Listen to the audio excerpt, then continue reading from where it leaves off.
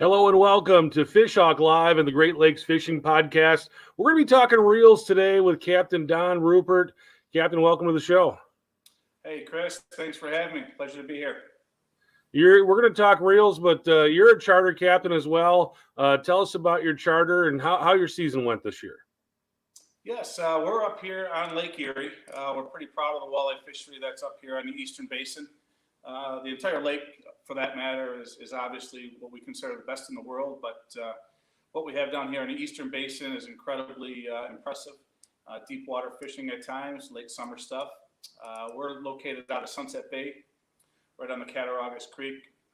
Basically, for the guys that know the Eastern Basin, we're basically east of Dunkirk and west of Buffalo, right in the middle.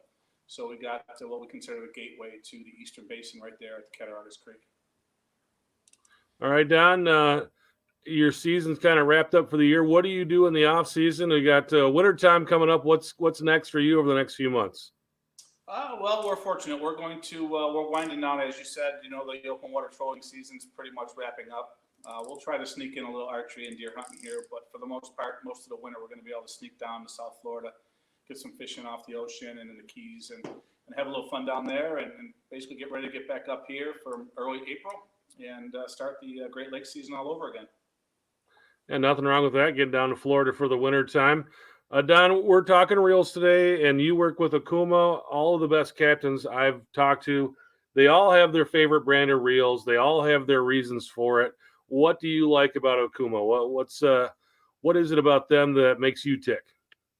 Well, I'll tell you, that would probably take the whole show, but no, there's a lot of features to the reels, the models, for the weekend angler all the way through to the tournament pros, price point considerations, service, longevity. There's so many different things, but I think the overall biggest value is the model range. From entry-level reels all the way through to high-end gear, depending on the level and the expertise of the anglers that are wanting to fish. There's the right reel and rod combo for any level of angler. So it's a lot of features that overlap between them, and it really gets the ability to have everybody fishing, not just one specific way of fishing high-end gear. There's a broad range of equipment from Okuma.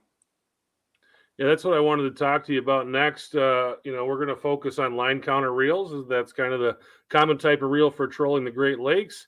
Okuma has different line counter reels, lots of different models. You got the Classic Pro, Magna Pro, Convector, Cold Water Series.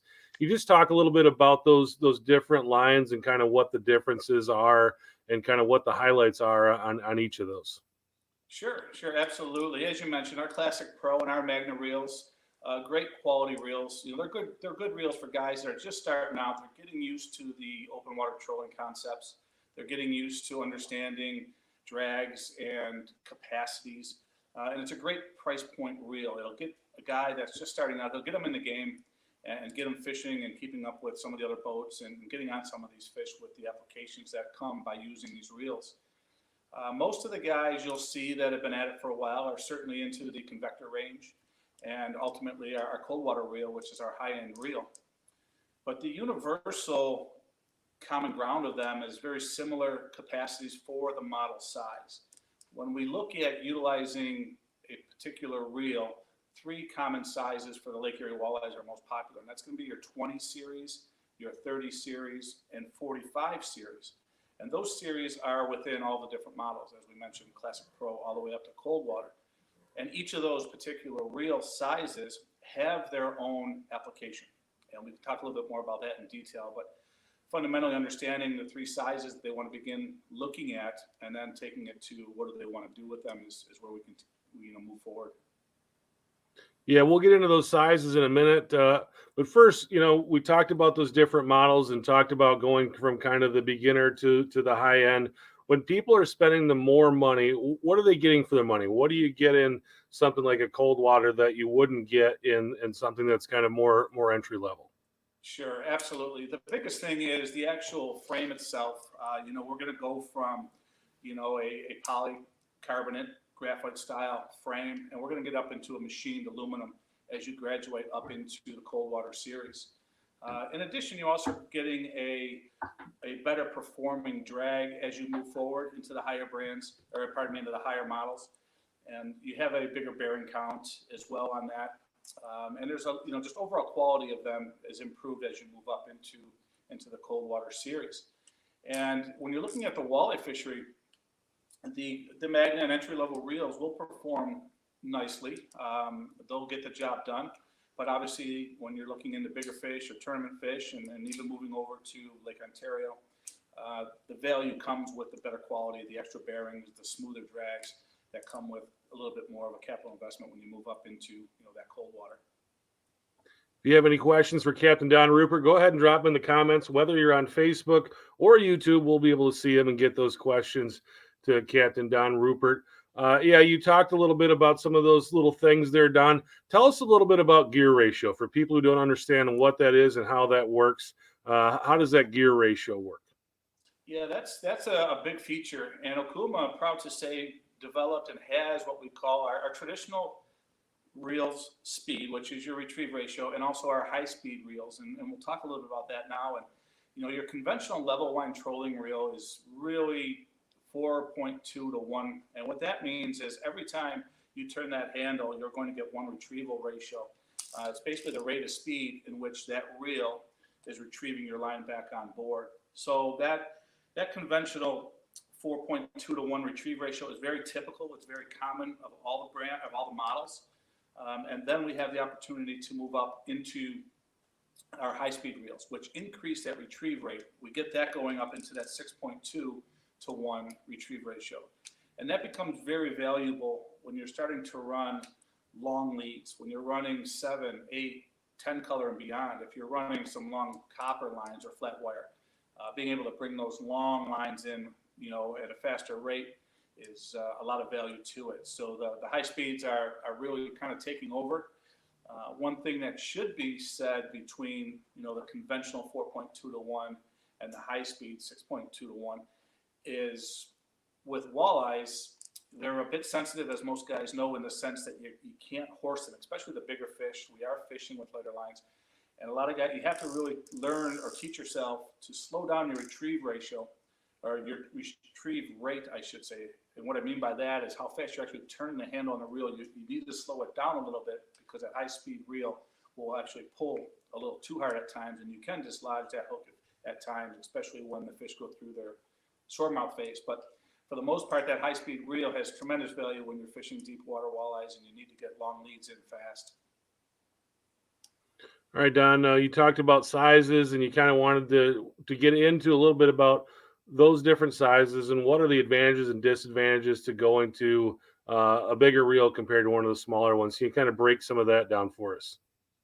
Sure. As we mentioned, Chris, we have a multitude of different sizes throughout all of our freshwater range and even into our saltwater that will overlap at times.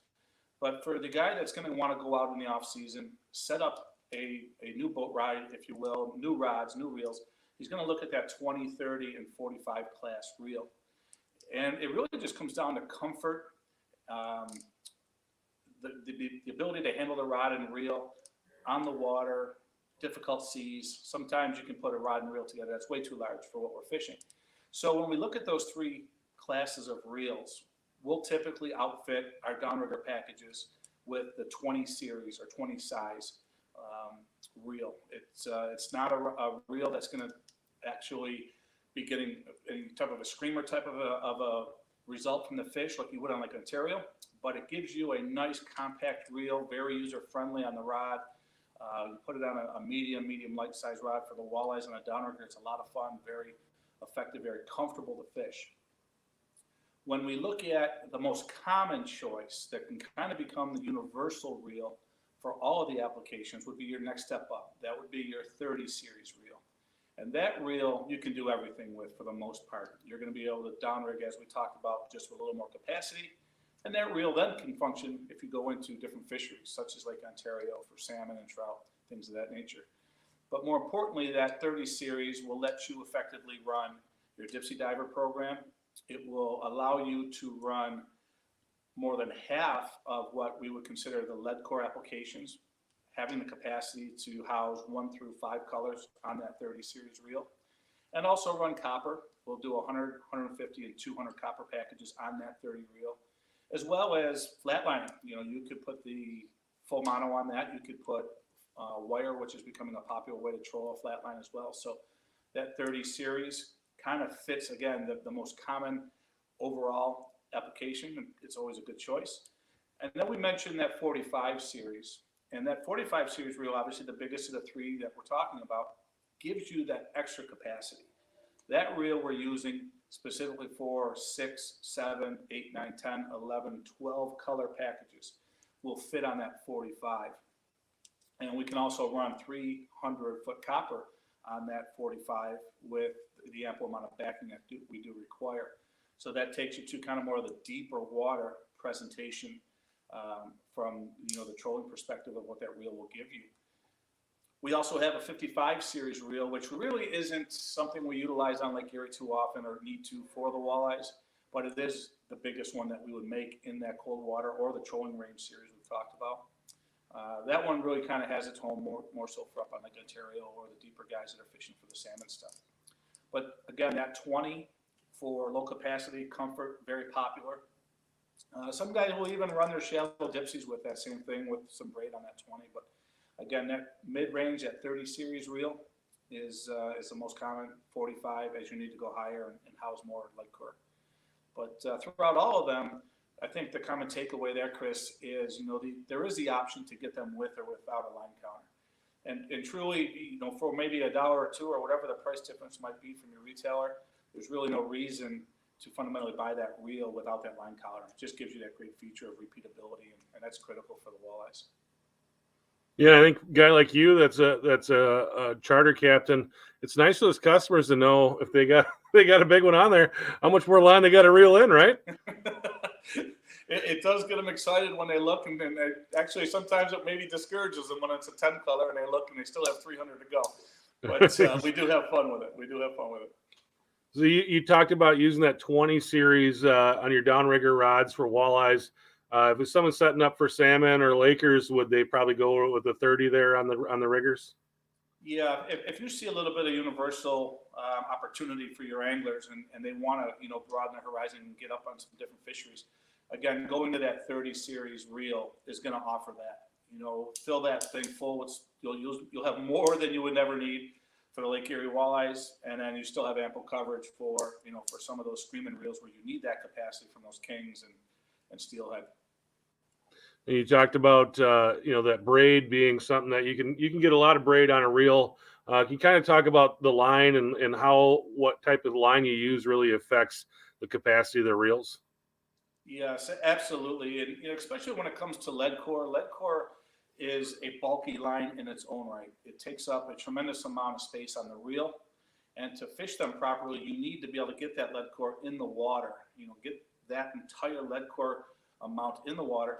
So it requires to have ample backing, as we call it. And when you look at the size or the diameter of a traditional lead core, and in our case, we're fishing with 27-pound lead core. It fits us very well for the walleyes. It gives us a sink rate that we want. It holds up enough when we transition up into Lake Ontario. But it's a great universal 27-pound test lead core. But to fish that properly, you have to have the right backing put on, and that's where we fundamentally only use braid. And it's because of the diameter per break strength. It fundamentally has such a thin diameter compared to equivalent break strength of mono. We're running 30-pound test braid, and it could be any of your retailers' favorite lines that you might like, Fireline, Power Pro, so on and so forth. But that diameter of 30-pound test fits very well when developing a lead core package on any of the Okuma reels. So that braid is very, very important. All right, we got a question coming in from Larry Dyshaw, and Larry watches just about every week, and he'd like to know if you run dead-eye rods with your 20s reels. We do, Larry. Great question, and thanks for that. Yes, that brings up really another great conversation when it comes to running lead core, and we absolutely love our 8'6" dead-eye telescoping reels. It's a one-piece reel. It will extend out to that 8'6", provide that medium action that we like so much for the Lake Erie walleye, but then also, it consolidates down to just over 6 feet for easy storage for any size boat. So it's got a great couple unique features to it. The guides on it, the very tip of the rod, is built to, be robust enough to handle lead core, copper, and wire. So yes, indeed, we do run that 8'6" medium telescoping rod exclusively for all of our flatline rods, all of our lead core, all of our copper.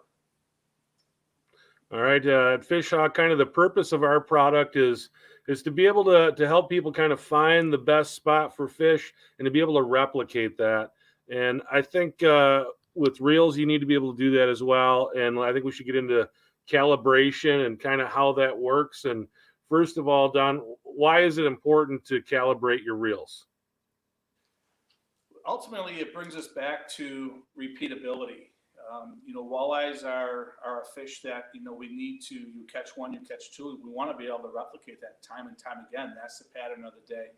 And that's the feature that's given to you by utilizing, that line counter. One key thing that I see guys making, maybe the most common mistake when it comes to using their line counters, is I will see many reels only filled halfway, half spooled, or not universal throughout what's on their boat. They might have 1¾ spool. They might have they might have had a bad day, lost half of it. They haven't changed it. The calibration now of that line counter is completely different. It's not going to match if you were to run one on each side of the boat. The line counter is counting on that reel being absolutely full from your arbor all the way to your tapered top capacity of your spool. That's where you want all of your reels to be outfitted. And we can talk about some of the line configurations, especially with lead core, on how to do that and how to fill them up perfectly each and every time. It's relatively easy to do, but it's just a trick that really needs to be shared with everybody because, again, having full spools means everything for the calibration of that line counter. Yeah, let's get into that. First, let's just kind of talk a little bit about how do you calibrate your reels? What's the best way to do that and get them set up so that everything is the same?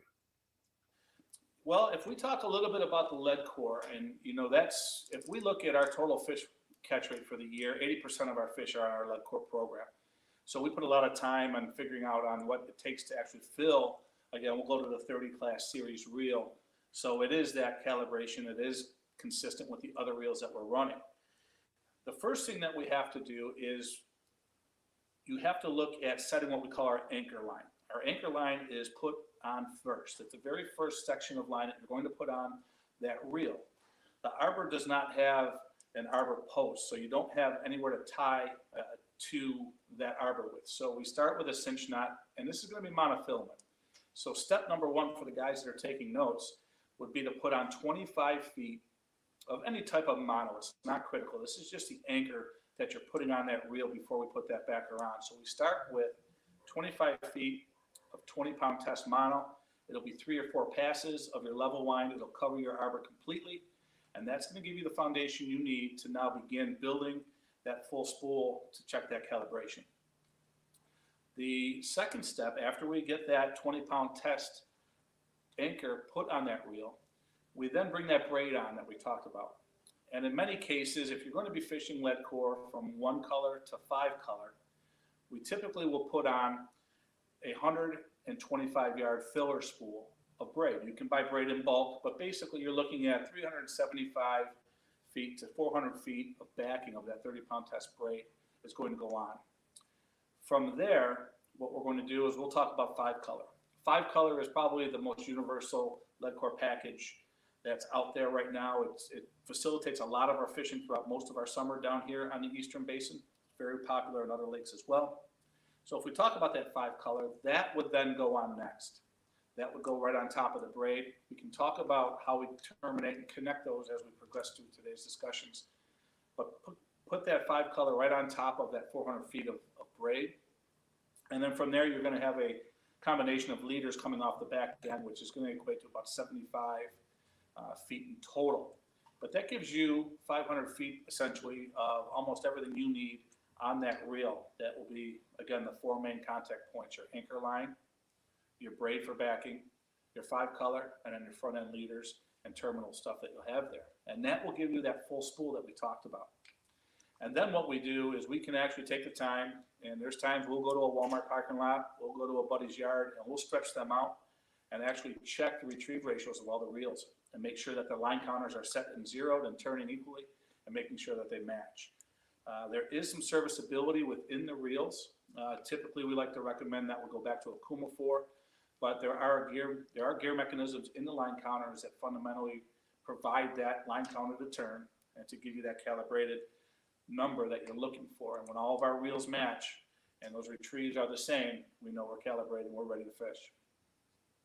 Yeah, what do you do if they don't match, Don? Let's say we stretch that line out and we reel it up and we found out maybe one of them is 20 feet different than the other one. What do you do at that point? Yeah, typically what we're seeing there, Chris, is as any gear mechanism, there might be a tooth broken. It might be out of alignment. Everyone's seen at times where maybe that line counter isn't turning, and it's your reel's turning, you're retrieving line, but that line counter isn't. For the most part, again, one of the values to Okuma is the service department. The guys in Southern California are first class. I would recommend sending them to them or look at one of our authorized dealers. We've got them around the Great Lakes, around the country. But fundamentally, get that in there for service, get that gearing and that line counter reorganized and tidied up a little bit to make sure that they're meshed properly and moving and always turning that line counter as they should be. Now, is this something, Don, that you need to do every year? I mean, you're talking about filling an entire spool, and let's say at the end of the season I've got one rod that's kind of maybe I've been bitten off a few different times on that one, and on the other ones I haven't. At the end of the year, is this something that you got to go through and empty those spools out and kind of redo everything to start for the next season? Yeah, Chris, it really does become something that, if you've got 10 rods in your arsenal or you've got 40 like some charter boats, going back and just refreshing them is critical. Sometimes, when we're underway on a charter or a tournament, you just have to make do and put things together, and they're truly not balanced. You can stick handle, as we call it, and get through the day or the weekend or the trip, but we know that it's truly not married with the rest of the rods. And if you leave it that way, come back next spring, you really lost contact with how was that rod set up? How did that one work? Didn't we have a problem with it? Wasn't that one off? Or did we splice that? So we're going through that stage right now.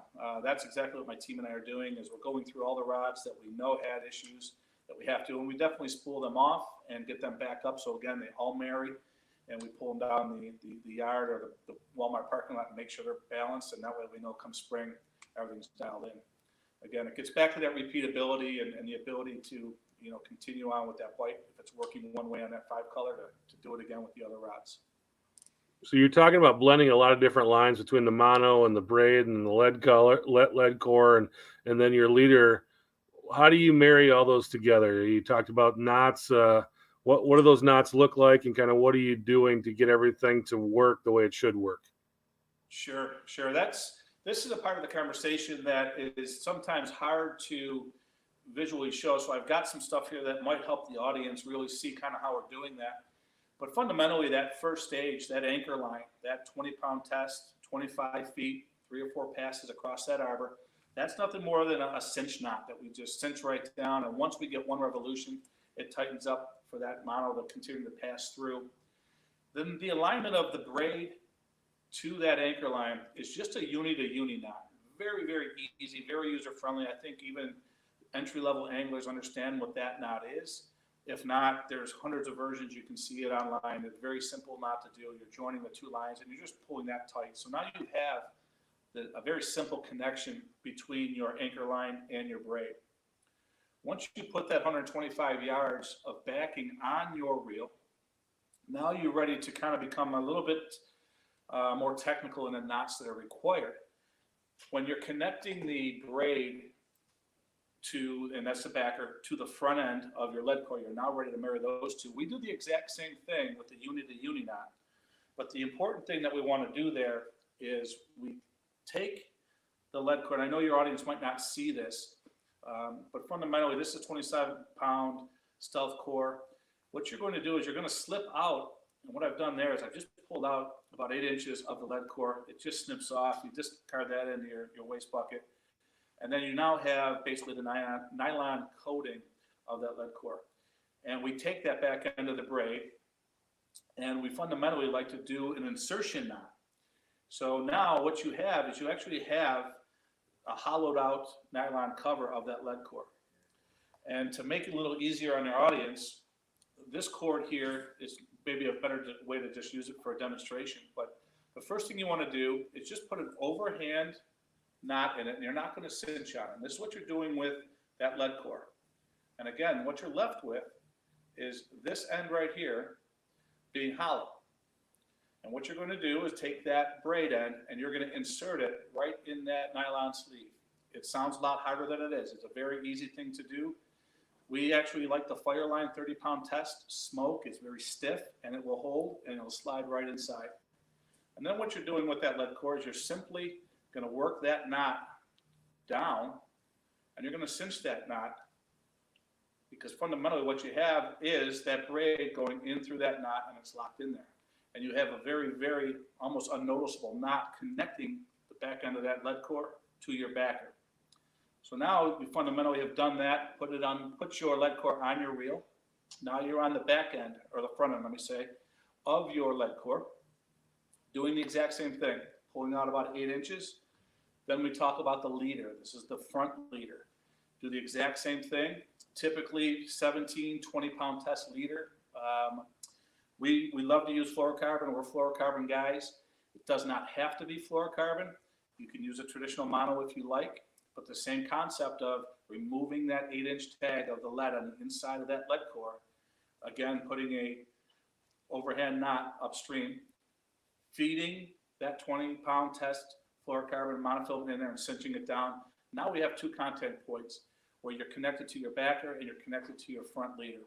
And these knots, again, are something you barely could feel. They're very, very tight. They pass easily through all the guides, carry right through the level line of the reel. It really becomes a uniform one-line package together, from the anchor line to the backer to your lead core to your front leader.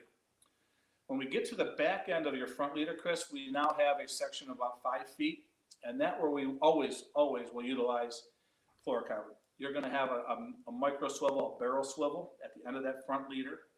You'll have a 5-foot length, and then at the end of that 5-foot length, we typically use a dual lock for that, and that's our terminating tackle that will connect to your lure, and that's ultimately the presentation. So just having a feel and some practice, great time of year to do stuff like that. You know, if it's too cold to be outside, you can have some scrap lead core and practice those knots. They're very, very easy, and once you get the hang of it, it's a very user-friendly, low hardware type of an application, and it's a great way to set it up.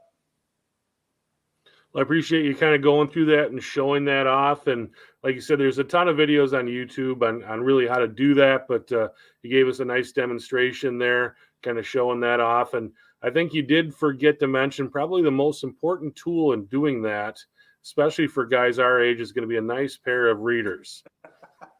How very true. How very true. I struggle with admitting that, Chris, but yes, it's creeping up on us, buddy.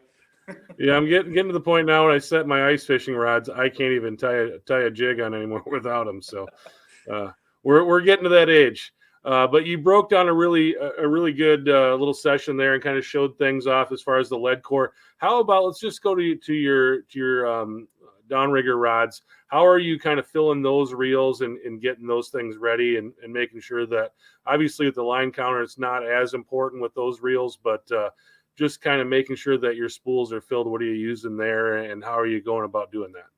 Yeah, that's, again, just keeping the consistency, on your boat is key. And, even today, downriggers really aren't perceived as a mainstay in the walleye fishing, but at our end of the lake, we're the deepest part of Lake Erie. I mean, we'll be fishing 90 feet down in some cases.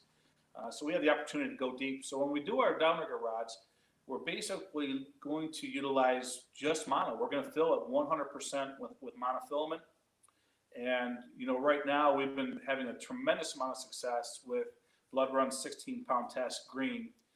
It just seems to disappear well for us. It gets very little spooking interaction for us. We watch the action on the electronics, but we just simply fill that reel to capacity with the monofilament. We don't need to do, a combination such as the lead core stuff. So it's strictly filling with monofilament. But again, coming back to, if you're going to run 2 rods, one on each side, fill them to the exact same amount with that reel. And again, even utilize that line counter on your downriggers. It'll help you maintain consistency if you find the bite a specific distance back from the downrigger ball. So if you might find that an 80-foot lead off that downrigger ball is taking 3 times the fish, then that 120-foot lead. It gives you the ability to, again, get back to that repeatability that's so important. All right, Don, I really appreciate that. And you talked a little bit earlier about, you're out there and sometimes things happen on boats, you lose some line. How much does that affect your program when you've got a rod that maybe, you lose 20 feet and that, how does that throw off kind of your system and how much would that change the dynamic of the line counter and being able to be consistent with the other rods and reels on the boat? Yeah, the sheer mass of line on the reel, on that arbor, all the way up to its capacity, reflects how fast that line counter is going to be turning and what represents how much line is out. 20 feet, you could probably manage by adjusting, letting a little more out or reeling a little more in to stay within what that original program was. But we definitely will notice a 50-foot difference in a line loss, whether it was a leader, a 75-foot leader, and we got half of it left or just a third of it left. Makes a tremendous amount of difference. Those are the details that over the years we have found to be most important. And when you just accept it and just say that's good enough, that's typically when you're that 1 or 2 fish short of a tournament, or maybe a couple fish short of a full box for a charter. So devil's in the details, as they say, and it does make a big difference to be conscious of when you do take off 20 feet of a leader from a tangle or a cutoff or anything that might happen out there. Just being conscious of, hey, let's tie one in together, unit to unit, and get back to that original length. That's what's working, and get back again to that repeatability of what's productive. Yeah, I'm glad you brought that up, and that was kind of something I wanted to ask. Because I know there's a lot of people out there that don't even bother with calibrating their reels, and they just kind of run them. And I think what you brought up there is that the difference between the guys who go out and catch a few fish and the guys who are consistently filling boxes. It's in those details. Absolutely is. Mm-hmm. All right, Don, is there something about reels? And I know there's probably millions of things that we didn't cover, but I think we kind of got into most of it. Is there something that you wanted to talk about today that I didn't ask you about? I think this kind of comes back to Larry's question. He asked about that deadeye rod. And, one thing that we find, obviously with Lake Erie or all the Great Lakes, you have really 2 primary choices: big boards, which are still used, but the inline boards, such as the offshore tackle boards, are prominent. They're the way to fish now, so user friendly. But when it comes to selecting the reels, we talked a little about that. Selecting the rods when you're running multiple boards off of one side. I see a lot of guys will run a variety of rods, and not to say that that's bad. But going back to those details, if you're going to run 3 planer boards off one side, you really want those rods to be uniform, to be the same rods. So what happens is when your trees are loaded with your 3 rods, your boards are engaged, your rod tips are working in unison with your boards as being indicators. When you have the same actions all working together as you're moving through the water, your rods will start to signal if you picked up a non-target species, like a silver bass, something that's not really going to take that board and give you that full identification if there's a fish on, but your rod tips will show it. And if you have the same rod models and actions in a system, you can see that just within the tip. You'll see one tip working way differently than the other 2. It's a great strategy. It's a great technique. You'll see most of the guys that are fishing often are using that. But it's definitely a difference between pulling a perch or a sheephead around for 3 hours when you never knew he was there, as to when you recognize it, you get that in, you get that board back engaged, and have a target species come aboard instead of that sheephead or anything else you don't want. So that 8'6", or if you have a different model that you like, some guys will run 7.6s, even 8s, but having the same action is important in the rod selection when setting your boards up to each side. Yeah, that's a great tip. I think the people that I've always gone out say it should look like harmony. Everything should look the same there. And if something's off, then there's probably something on that rod, and that's a good way to find it. Don, you talked about going out of Sunrise Bay, and your tournament that you run there is near and dear to your heart. So we'd love to hear about that and what you got going on with the Sunrise Bay Shootout. Yeah, Chris, it's I can't believe we're 12 years into this already. It just seems like yesterday that we kicked this thing off, but we're very proud. And I say we because it's a tremendous effort. It takes all year to put together the Sunset Bay Walleye Shootout, and we're very proud of it. My entire team dedicates time all year to just build this to what it's become. And, just the community, within Sunset Bay, just tremendous people, 40 volunteers or more that kick in from all different ways of what's needed to get the workload done, to get that stage built, to do the fish handling and everything we're doing. We're pretty excited. We are expanding again this year. We are taking it up. Last year we had scheduled for 150 boats, and we have anglers coming in from 24 states. So nearly half the country is present, which is pretty exciting. We are going to expand it to 200 boats, and that's where we're going to cap it. We're very, very fortunate. I'm very excited. We're going to get to see our Canadian friends coming back over.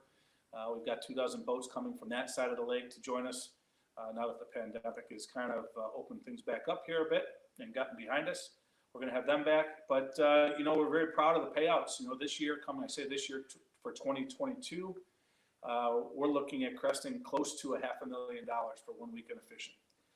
We're very excited. The venue's fabulous. The community is amazing. As I mentioned early on, Cattaraugus Creek is truly the gateway to the Lake Erie walleye fishery on the Eastern Basin.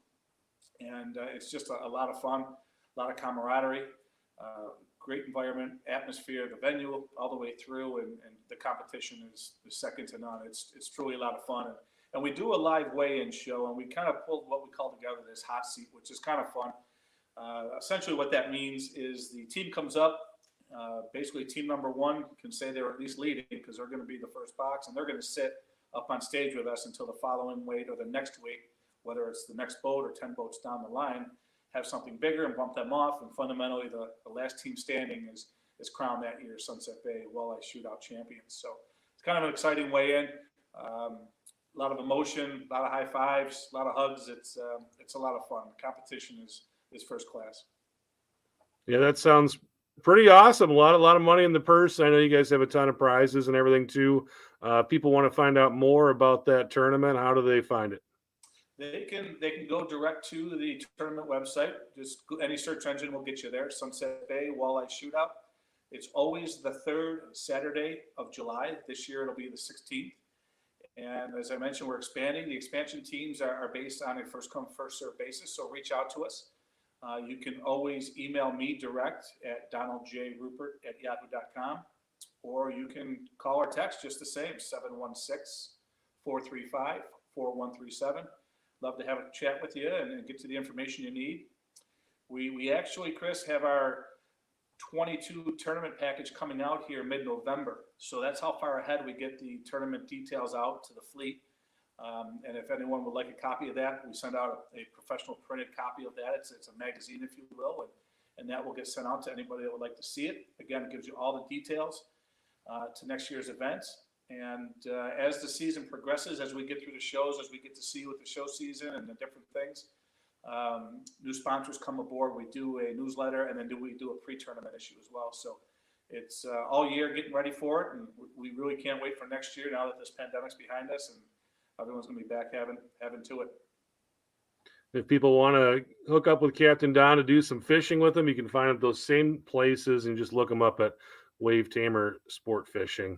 And really good website. Everything's all there for you. Lots of information. And Captain Don, really appreciate you taking time out to do this with us today. It was awesome. I think I know I learned a lot. I hope the audience did as well.